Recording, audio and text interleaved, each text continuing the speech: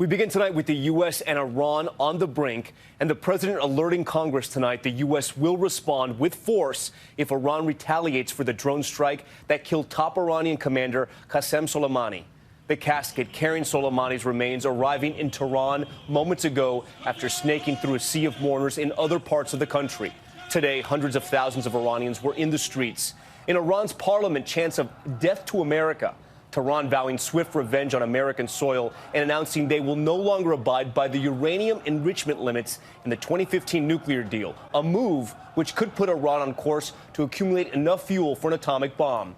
And President Trump with a sharp response, tweeting a notification to Congress that the U.S. will strike back if Iran attacks any U.S. person or target, citing 52 possible targets identified in Iran. The Trump administration tonight insists Americans are safer with Soleimani dead, but security remains on alert both at home and abroad. ABC senior foreign correspondent Ian Pannell leads our coverage tonight from Erbil, Iraq.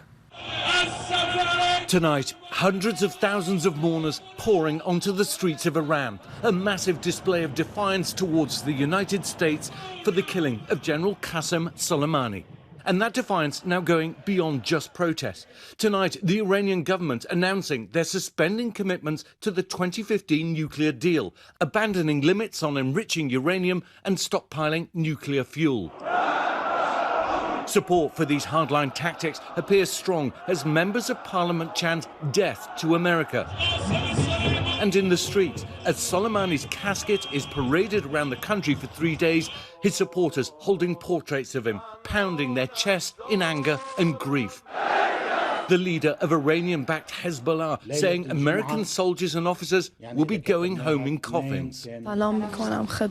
Soleimani's daughter making a televised plea with Hezbollah to take revenge for the blood of her father, while Secretary of State Mike Pompeo telling this week the world is now safer without Soleimani. This was a bad guy. We took him off the playing field, and that's important because this was the fellow who was the glue, who was conducting active plotting. American officials claiming they had intelligence he was going to carry out acts that would cost American lives. It's impossible to overstate the significance of the attack that takes out Qasem Soleimani. This is bigger than bin Laden. It's bigger than Baghdadi. President Trump now responding to Iran's threats of vengeance, tweeting, Iran itself will be hit very fast and very hard. The USA wants no more threats. The president saying the US has 52 targeted Iranian sites, one for each of the 52 Americans taken hostage in 1979. Trump even threatening to hit Iranian cultural sites. As you know, the Geneva Conventions outlaw attacks on cultural objects and places of worship. Our own DoD war manual discusses protection of cultural property.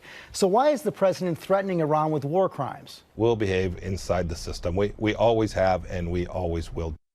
All right, Ian Pannell joins us now live from Erbil, Iraq. Ian, today the Iraqi parliament voting to expel the U.S. military from the country, and this is just more fallout from the killing of Soleimani?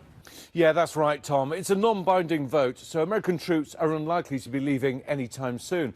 But it's really important as it shows the level of anger here. And tonight, another sign of that fallout. 3 rockets fired into the green zone near the U.S. Embassy. No injuries reported, but the question tonight is how far this will escalate. Tom?